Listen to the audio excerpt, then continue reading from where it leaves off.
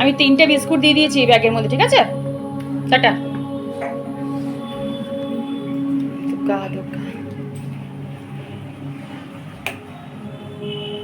চল, বিস্কুট সব দিয়ে দিয়েছি।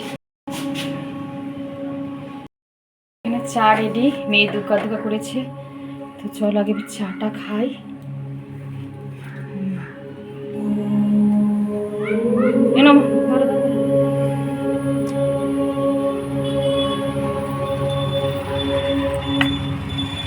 চলে এসছে, ওরা আসবে, চলে এলো।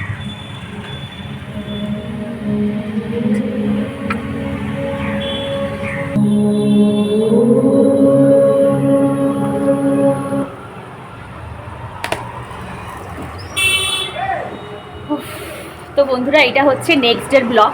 কালকে রাতে তো আর ব্লগটা এমডি করে শুইনি, মানে শুয়ে পড়েছি, অনেক রাত হয়ে গেছে তো শুয়ে পড়েছি। তো মানে এত টায়ার্ড লাগছে। তারপরে ভিডিওর কিছু এডিটিং ছিল, মানে শর্ট ভিডিওর কিছু এডিটিং ছিল, সেটাকে কমপ্লিট করলাম। তারপরে সব কিছু গুছিয়ে গুছিয়ে অনেক রাত হয়ে গেছে, আর আমার মনে হলো না যে ক্যামেরা অন করে তোমাদের সাথে কথা বলি। তো এই হচ্ছে ব্যাপার। তোমায় তো বললাম আর কালকেই যে আমার মানে মামাতো ভাই আর ভাইয়ের বউ কালকে এসেছে। প্রচণ্ড সারাটা সন্ধে যে কীভাবে কেটে গেল গল্পগুজব করতে করতে, আমি মানে হুশ করে টাইমটা কেটে গেল, জানো তো, মানে এমন গল্পে মরত ছিলাম।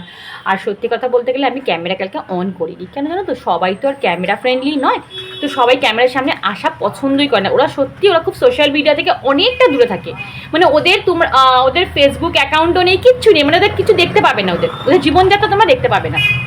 মানে যে ইউকেতে থাকে, যে ওখানে কি হয় না হয়, ওরা মানে আমরা কিছু বুঝতে পারি না, এই হচ্ছে ব্যাপার।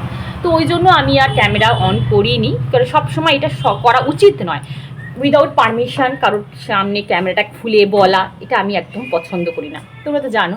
তো যাই হোক, ভবিষ্যতে যদি সেরকম হয় নিশ্চয়ই তোমার সাথে আলাপ করিয়ে দেবো। তো এবারে আসি মোদ্দা কথায়। তো ওকে আমি কালকে জিজ্ঞেস করলাম যে হ্যাঁ রে, তুই তো বাইরে গেছিস, ওখানে মানে ওখানকার পরিবেশ টোটালি আলাদা, ওখানকার জীবনযাত্রা টোটালি আলাদা, তুই সার্ভিস করছিস প্লাস তুই সংসার, দুটোকে কি করে ব্যালেন্স করছিস? আমরা তো সংসারে করতে করতেই অবস্থা খারাপ হয়ে যাচ্ছে। বলছি দেখো দিদি, সব কিছু অ্যাডজাস্ট করা, মানে পরিস্থিতি তোমাকে সব কিছু করিয়ে দেবে। বলছি দেখো, আমি সকাল 5টায় উঠে যাই, আমি 6টার মধ্যে বেরিয়ে যাই বাড়ির থেকে, সকাল 6টার মধ্যে বেরিয়ে যাই, টিফিন নিয়ে বেরোই, মানে ওই টাইমটুকুর মধ্যে টিফিন করা, হাজব্যান্ডের জন্য টিফিন রেডি করে রাখা। আমার ভাই একটু পরে বেরোয়, ও আগে বেরোয়, মানে আমার ভাইয়ের বউ আগে বেরোয়, ভাই পরে বেরোয়, সব কিছু রেডি করে রাখা। আবার স্কুল থেকে আমি 3টে সাড়ে 3টের সময় বাড়িতে ফিরে সন্ধেবেলায় আমি রান্না করে রেখে দিই। পরের দিনের রান্নাটা আমি আগের দিন সন্ধেবেলায় রেডি করে রেখে দিই, কারণ আমার সম্ভব না দিনের দিন রান্না করে আমার সব কিছু ম্যানেজ করা সম্ভব না। তো আমি বললাম যে তোরা একদিনের রান্না, বলছে এরকমও হয়, ওরা একদিনের রান্না, বলছে এরকম হয় দিদি যে আমি ধরো একদিন বড় করে একটা ঝোল করে রেখে দিলাম, ডিমের ঝোল হোক, মাংস হোক, যা হোক করে রেখে দিলাম, সবজিপাতি ডাল, সেটা আমরা 3 দিন ধরে খাই। আবার 3 দিন পর আমি এবার রান্না করলাম। প্রত্যেকটা দিন ওখানে রান্না করা সম্ভব না, এতটা ওখানে ব্যস্ত রুটিন, মানে ওখানে একটা সেকেন্ড মানুষ টাইম নষ্ট করে না। বলছে কি যে ওখানে প্রত্যেকে কিছু না কিছু করে, মানে কোনো হাউসওয়াইফ খুব রেয়ার আছে, হাউসওয়াইফ মানে খুব রেয়ার, প্রত্যেকটা হাউসওয়াইফ ওখানে কিছু না কিছু কাজ করেই করে। তো ওই হচ্ছে ব্যাপার, বুঝেছো? মানে আমরা কি অনেক সময় ঘরে বসে থাকি, কি করব ভেবেই আমরা সময় নষ্ট করে দিই, কিন্তু ওরা একটা মুহূর্ত সময় নষ্ট করে না। তো ও নিজেই বলছে যে ওখানকার লাইফস্টাইল টোটালি আলাদা, ওখানে তুমি গেলে তুমি নিজে বসে থাকতে পারবে না, ভাববে যে না আমি কিছু না কিছু করি।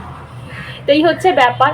তো বলছে দেখো, আমি অতটা সত্যি কথা বলতে গেলে ওই পারফেকশন যে আমার কাজে, মানে আমি যে এটা ক্লিন করছি তো করছি, ক্লিন করছি, যতক্ষণ আমি সাদা করছি ততক্ষণ ছাড়বো না, বলছি সেই রকম করা সম্ভব নয়, ঠিক আছে? কারণ আমার কাছে সেখানে সময় প্রচণ্ড কম ওখানে। তো ওখানে আমার যেটুকু প্রয়োজন আমি সেটুকু কাজ করি। হ্যাঁ, অবশ্যই আমি জিনিসপত্র অর্গানাইজ করে রাখি, তা বলে এই নয় যে খুঁতখুঁতে যে আমাকে বারবার করে সেই জিনিসটাকে অর্গানাইজ করতে হবে, বারবার সেই জিনিসটাকে মুছতে হবে, এইরকম নয়। যেটুকু দরকার সেটুকু করি, কারণ নিজেরও তো একটা রেস্টের দরকার। আমি বললাম হ্যাঁ, সে তো ঠিকই। তো এই হচ্ছে ব্যাপার। আমরা সবসময় ভাবি কি বলতো, যে আমাদের দ্বারা কি হবে, আমরা কি পারবো? দেখো, ও কিন্তু সবে প্রথম সদ্য গেছে ইউকেতে, গিয়ে সুন্দর করে কিন্তু সংসার প্রায় 2 বছর ধরে করছে। ওর কোনো অসুবিধা, ও বলছে আমার কোনো অসুবিধা হচ্ছে না। প্রথম একটু তো অ্যাডজাস্ট হতে অসুবিধা হতো, পরিস্থিতি না আমাদের সব কিছু করি নেয়। আমরা আগেই ভেবে মরে যাই যে কি করে করব, পারবো তো এত কিছু হ্যান্ডেল করতে পারবো তো, এই ভাবতেই না আমাদের মধ্যে আমাদের যে এনার্জিটা আরও লো হয়ে যায়। তো প্রথমে আমাদের শুরু করতে হবে, আস্তে আস্তে শুরু করবে। আমি প্রথমে বুঝতে পারিনি যে আমি ইউটিউব করব, এই ব্লগিং করব, সংসার করব, তারপর বললাম আমি নতুন একটা জীবনে আর একটা জিনিস ইনক্লুড করেছি, সেটার পেছনে টাইম দেবো, কি করে ম্যানেজ করব।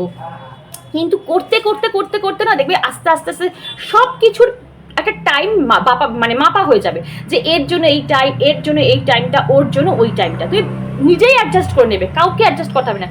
আর কাউকে দেখে না সংসার করা শিখবে না, যে দেখো ও ওই রকম করছে আমাকেও ওই রকম করতে হবে, এইটা শুধু আমি বারণ করছি, করবে না। কারণ প্রত্যেকটা মানুষের শিডিউল আলাদা হয়। দেখো আমি আমার শিডিউল অনুযায়ী বা আমার টাইম অনুযায়ী আমি একটা কাজ করব, এবার সেই টাইমটা সেই সময়টা তোমার সাথে আমার নাও অ্যাডজাস্ট হতে পারে। আমি কি বলতে চাইছি আমি হয়তো বোঝাতে পারছি না। আমি ধরো এই টাইমে এই কাজটা করব, ধরো সেই টাইমে তোমার ওই কাজটা পক্ষে সম্ভব নয় করা, তখন তোমাকে অন্য কাজ করতে হবে। তা তুমি কি করে আমার রুটিন ফলো করবে বলো? সম্ভব না। তোমাকে তোমার মতন করে, তোমার টাইম মতন শিডিউল করে তোমাকে তোমার সংসারটা করতে হবে। তো বুঝেছো? তো ওই হচ্ছে ব্যাপার না, আমরা সেসময় দেখি না যে বাবা ও কি সুন্দর সব কিছু ম্যানেজ করে নিচ্ছে, অ্যাডজাস্ট করে নিচ্ছে, আমি করতে পারছি না। এটা একদম ভুল ধারণা, এটা আমিও ভাবতাম জানো তো, যে ও পারছে, ও সব করছে, আমি কেন করতে পারছি না। তারপর আমি বুঝলাম যে না, ওর পরিস্থিতি, ওর সংসারের পরিস্থিতি আমার সংসারের পরিস্থিতি এক নয়। ওর খাওয়া দাওয়ার চার্ট আমার খাওয়া দাওয়ার চার্ট এক নয়। ওর সংসারের কি বলবো সারাউন্ডিং আমার সংসারের সারাউন্ডিং এক নয়। ওর চাহিদা এক নয়, আমার চাহিদা এক নয়। তাহলে আমার সংসারের সাথে ওর সংসার কি করে ম্যাচ খায়? তো এইটাই হচ্ছে ব্যাপার। ওর থেকে আমার থেকে তো অনেক ছোট, কিন্তু ওর থেকেও হ্যাঁ ছোট্ট টিপস কিন্তু আমি অবশ্যই শিখেছি, যে কিভাবে টাইম ম্যানেজমেন্ট করা যায়। ও যে আমাকে বললো, এই যে কথাটা আমাকে বললো যে দিদি সবসময় পারফেকশন কাজে, সবসময় পারফেকশন খুঁজতে যাবে না, যে এই কাজটা আমাকে পারফেক্টলিই করতে হবে, তাহলে কিন্তু তোমাকে অনেকটা সময় সেই কাজের মধ্যেই দিতে হবে, অন্য কাজ তুমি করতে পারবে না। যেটুকু দরকার সেটুকু করবে, বাদ বাকিটা ব্যাস লিভ, ছেড়ে দিয়ে আবার অন্য কাজে। তো এই জিনিসটা কিন্তু আমি ওর কাছ থেকে শিখেছি। মানে আমি যেটা করি, এটা ঘষছি, সেখানে আমার 5 মিনিটের জায়গায় সেই কাজে আমার 15 মিনিট চলে যাচ্ছে। তো 10টা মিনিট কিন্তু আমার ফালতু যাচ্ছে। তো ওই 10টা মিনিট আমার কি হবে, অন্য কাজে আমি ব্যাহত করতে পারি। তো এই হচ্ছে ব্যাপার। আমি তো সবসময় বলি না যে শিখতে গেলে একটা মানে তোমার থেকে বয়সে ছোট তার কাছ থেকেও শেখা যায়, শুধু বড়দের থেকে শিখবো এটা নয়, ছোটদের থেকেও অনেক কিছু শেখা যায়। তো ওর কাছ থেকে আমি টুকটাক টিপস পেলাম, ভাবছি ওগুলো আমি আমার জীবনে অ্যাপ্লাই করবো, নিশ্চয়ই আমি মানে পারবো।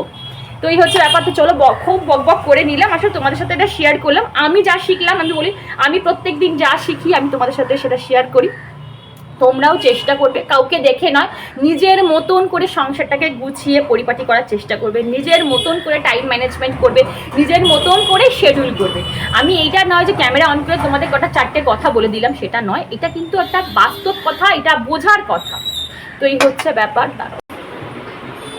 আগের দিনের ভিডিওতে তোমাদের বলেছিলাম না যে যত দিন যাচ্ছে শরীরের কাজকর্ম করার জোর তত কমে যাচ্ছে। যতই মনের জোর দেখায় না কেন, শরীরের জোর যদি কমে আসে একবার না, তাহলে দেখবে কোনো কিছুই ভালো লাগে না, মানে মনও তখন ভালো লাগে না। শরীর আর মন দেখবে একে অপরের সাথে কিন্তু রিলেটেড, যে কোনো একটা খারাপ থাকলে আর একটা অটোমেটিক খারাপ হয়ে যায়। সেখানে তোমরা অনেকে কমেন্ট করে বলছিলে যে হ্যাঁ শর্মিষ্ঠা কি দিদি ভাই, সত্যি গো মাঝে মাঝে একদম ভালো লাগে না, কাজকর্ম করতে ইচ্ছা হয় না, খুব উইক লাগে, কিন্তু তাও আমাদের মনের জোরে সব কাজকর্মগুলো করতে হয়।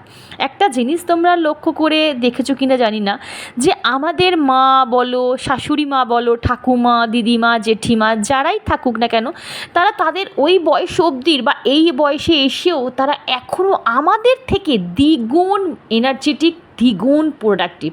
তাদের মুখে কোনো দিনও শুনবে না যে আমার আর ভালো লাগছে না বা আমার আর এই কাজটা করতে ইচ্ছা করছে না, কোনো দিনও শুনবে না ওদের মুখে এই নেগেটিভ কথাটা।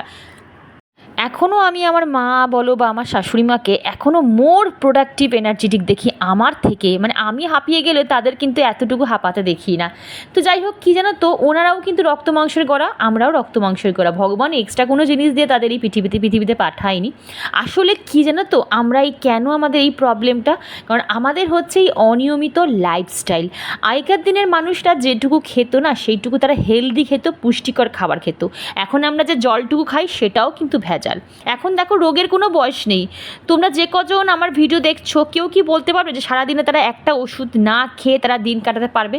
পারবে না। আগে একটা বয়সে রোগ হতো, এখন ছোট ছোট বাচ্চাদের দেখো সুগার হচ্ছে, ভাবতে পারছো? সুগার, প্রেশার, থাইরয়েড, কোলেস্ট্রল, এই রোগ নিয়ে মানুষ এনার্জি পাবে কোথা থেকে? তার ওপর আবার রয়েছে আমাদের স্ট্রেস, ডিপ্রেশন নামক আরও এক্সট্রা গয়না। তাহলে ভাবো তো। যাই হোক, এখন না আর শরীর নিয়ে ভাবি না, এই ঠেলতে ঠেলতে জীবনটা পার করে দিতে পারলেই বেঁচে যাই। আর একটা ছোট্ট রিকোয়েস্ট তোমাদের কাছে আমি করছি, তোমরা তো এত মানুষ আমার ভিডিও দেখো, কিন্তু তার মধ্যে যে মানুষগুলো আমাকে খুব ভালোবাসো, প্রত্যেক দিন আমার ভিডিও দেখো, তারা তো আমাকে লাইক করে আমি জানি, কিন্তু আরও তো অনেকে তোমরা আমার ভিডিও দেখছো নিশ্চয়ই। তোমরা হয়তো পুরো ভিডিওটা দেখছো কি স্কিপ করে দেখছো, দেখে তারপর তোমরা চলে যাচ্ছ, না একটা কমেন্ট করছো না একটা লাইক করছো। একটা কমেন্ট বা একটা লাইক করা মানে কিন্তু বিশ্বাস করো তার থেকে লাখ লাখ টাকা ইনকাম করা একেবারেই নয়। লাইক করা মানে কি, তুমি একটা মানুষকে মোটিভেট করছো, একটা মানুষকে তুমি উৎসাহ দিচ্ছ নতুন একটা সুন্দর ভিডিও বানানোর জন্য। তোমাদের লাইক বা তোমাদের কমেন্ট দেখে কিন্তু আমি নেক্সট ব্লগ করার একটা উৎসাহ পাই, একটা মোটিভেট পাই, জানো তো, আর কিচ্ছু না।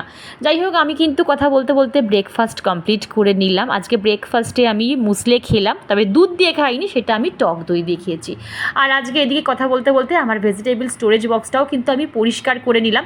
যেদিন আমার ভেজিটেবলের পরিমাণ কম থাকে সেদিনকার আমি ভেজিটেবল স্টোরেজ বক্সগুলো কিন্তু একটু পরিষ্কার করে নিই। চা করছো?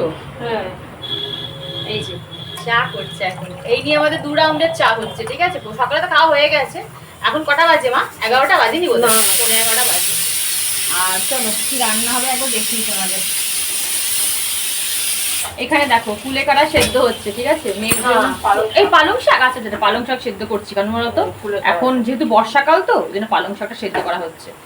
আর এই হচ্ছে কুলেখাড়া, এই কুলেখাড়া এখন আমার মেয়েকে 7 দিন ধরে খাওয়াচ্ছি, শুরু করেছি 7 দিন ধরে খাওয়ানো। এখানে গাজর সেদ্ধ হচ্ছে। আগে কুলেখাড়া আমি খেতাম, জানো তো, আমারও রক্ত খুব কম, হিমোগ্লোবিন পরিমাণ খুব কম, তো আমি খেতাম। তো এখন আবার মেয়ের খাওয়ানো শুরু করেছি, মেয়েরও হিমোগ্লোবিন প্রচণ্ড কম, তো ওই জন্য খাওয়ানো শুরু করছি। এখানে ছোলা কাল রাতে ভিজিয়ে দিয়েছি, কারণ হচ্ছে এটা তো মাছ রয়েছে, মাছের ঝোল করব। আর এখানে কচু, এই যে কচু সেদ্ধ করা হয়ে গেছে, কচু দিয়ে ছোলা দিয়ে করব। চিংড়ি মাছ আছে কিন্তু তাও করবো না, ছোলা দিয়েই খাবো আজকে। আমার পালং শাকটা হয়ে গেছে, বন্ধ করে দিচ্ছি। দুগাল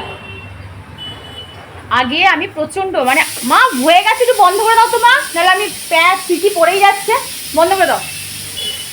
আগে আমার হিমোগ্লোবিন প্রচন্ড, এখনও আমার হিমোগ্লোবিন প্রচণ্ড কম, মানে আমি তোমাকে বলছি আমার হিমোগ্লোবিন সবসময় 10-এর নিচে থাকে, ওই 9.5, 9.9 এইরকম, মানে 10 খুব রেয়ার ওঠে, খুব রেয়ার ওঠে।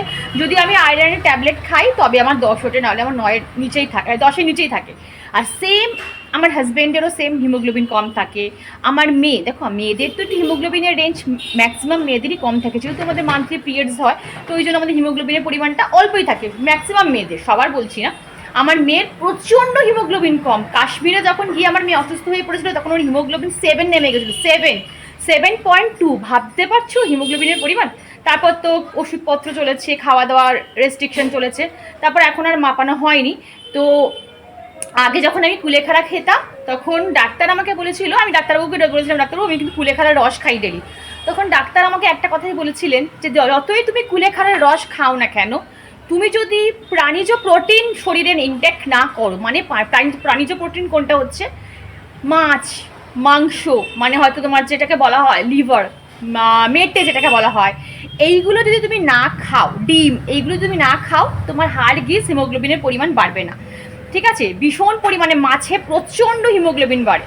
তারপর তোমার মাংসের যে লিভার যেটাকে বলে মেটে, সেটাতে প্রচণ্ড হিমোগ্লোবিন বাড়ে, দেখবে। তো এইগুলো তোমায় খেতে হবে, প্রাণীজ খাবার তোমায় বেশি করে খেতে হবে। আর তার সাথে সাথে যদি তুমি পারো তো কুলেখাড়া খেতে পারো, কিন্তু শুধু কুলেখাড়া খেয়ে তোমার হিমোগ্লোবিন কখনো বাড়বে না। তো ওই হচ্ছে ব্যাপার, আমি এটা সাপ্লিমেন্ট হিসাবে কুলেখাড়ার রসটা মেখে খাওয়াই, কারণ কুলেরন বলে একটা দেখবে সাপ্লিমেন্ট পাওয়া যায়, কুলেরন। তো ওই সব ওষুধ না খাইয়ে, ওই সব লিকুইড সিরাপ না খাইয়ে যদি এই কুলেখাড়ার পাতাটা যদি মানে এরকম সেদ্ধ করে খাওয়ানো যায় তাহলে খুবই ভালো। পাতাটা সেদ্ধ করে খাওয়ালে জলটা, আর যে পাতাটা সেটাকে মিক্সিতে বেটে সেটাকে বা ঝোলের মধ্যে দিয়ে ফুটিয়ে খেয়ে নিতে পারো, বা চিবিয়েও খেয়ে নিতে পারো। তো এই হচ্ছে ব্যাপার। তো চলো চাটা খেয়ে নিই, আর মুড়ি খাবো দুগাল। সকালবেলা আমার খাওয়া হয়ে গেছে, ড্রাই ফ্রুট খাওয়া হয়ে গেছে, ছোলা, ডিম সেদ্ধ, কলা এগুলো খাওয়া হয়ে গেছে। তো এখন কি চা মুড়ি খাবো, মাথাটা যন্ত্রণা করছে। তারপরে রান্নাঘরে যাবো।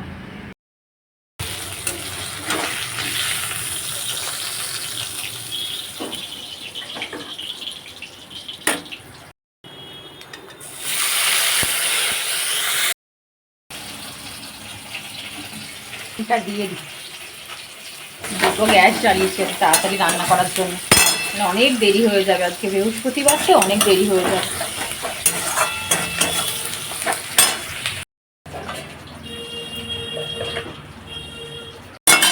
এখানে অবস্থা দেখি কত, বাবা এটা জল বেরিয়েই যাচ্ছে।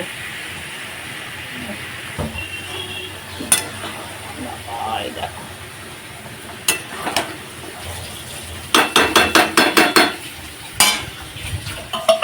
অনেক দেরি আছে। এখন ঘড়িতে বাজে 1:10 আর মেঘ করেছে আবার, পুরো আকাশটা দেখো আবার মেঘ করে এসেছে। চলো বাবা, বাইরে এসেছি একটুখানি শ্বাস নিতে। ঘরে যখন আমার দম বন্ধ হয়ে যায় না, তখন আমি এখানে বাইরেটা আসি, এসে এখানে দাঁড়াই, বুঝলে? এই হচ্ছে ব্যাপার। ছাদে এক ছাদ জামা কাপড় আছে, মাকে বলি তুলে আনতে, আর আমি স্নানে যাই। আজকে বৃহস্পতিবার, তোমাদের সাথে রান্না বান্না আমি কিচ্ছু শেয়ার করতে পারিনি, ঠিক আছে? অনেক দেরি হয়ে যাবে। আর এখানে সব রান্না বান্না হয়ে আছে, এই যে এখানে রান্না বান্না সব কমপ্লিট হয়ে গেছে। মাছের ঝোল করেছি, কচুর শাক করেছি, ডাল করেছি, আর কি করলাম মা আমার মেয়ের মাছের ঝাল করেছি, ঠিক আছে? হ্যাঁ, খুলে খুলে দেখালাম না, বুঝতে পেরেছো? কমন রান্না, কিছু ব্যাপার না। আর যে বৃহস্পতিবার চলো স্নানটা করে আসি, স্নান করে তারপরে পুজো করবো। এদিকে দেখো ধানগুলোকে একটু, এই যে মা লক্ষ্মী ঝাঁপি আমার, যেটা মা লক্ষ্মীর সামনে সবসময় থাকে, সেই ধানগুলোকে একটু রোদে দিয়েছিলাম, জানো তো? কারণ বর্ষাকালে তো পোকামাকড় হতে পারে, ধানে কিন্তু পোকা হয়, জানো তো? ধান, চাল এগুলোতে পোকা হয়, তো ওই জন্য আমি একটু রোদে দিয়েছিলাম, বুঝছো? সকালবেলায় রোদে দিয়েছিলাম আর পুরো রোদ খেয়েছে। এইবারে আমি ঝাঁপিটার মধ্যে রেখে, আজকে বৃহস্পতিবার ভালো বার, তো মা লক্ষ্মীরই বার, তো ওই জন্য আবার ভরে রেখে দেবো মা লক্ষ্মীর সামনে।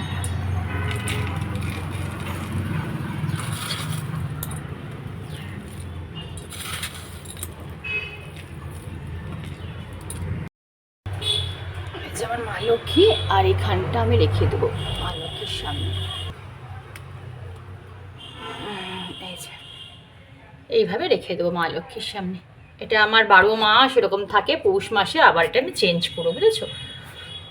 এই সকল শান্তিকার চলে যায় দূরে, হনুমান চাল্লিশা যে করেন হরি দাস, মনের মন্দির কর সদাবা।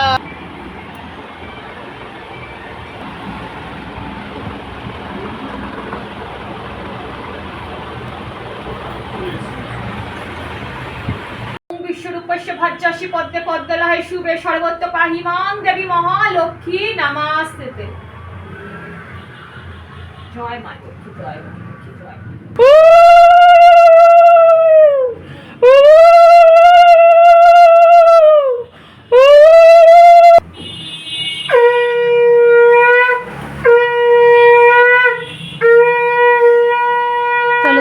ভিডিওটা আজকে আমি এখানে এন্ড করছি। ভিডিওর কোনো অংশ ভালো লাগলে চ্যানেলটা সাবস্ক্রাইব করে পাশে দেখো, লাইক করো, শেয়ার করো, কমেন্ট করতে একদম ভুলো না। রাধে রাধে।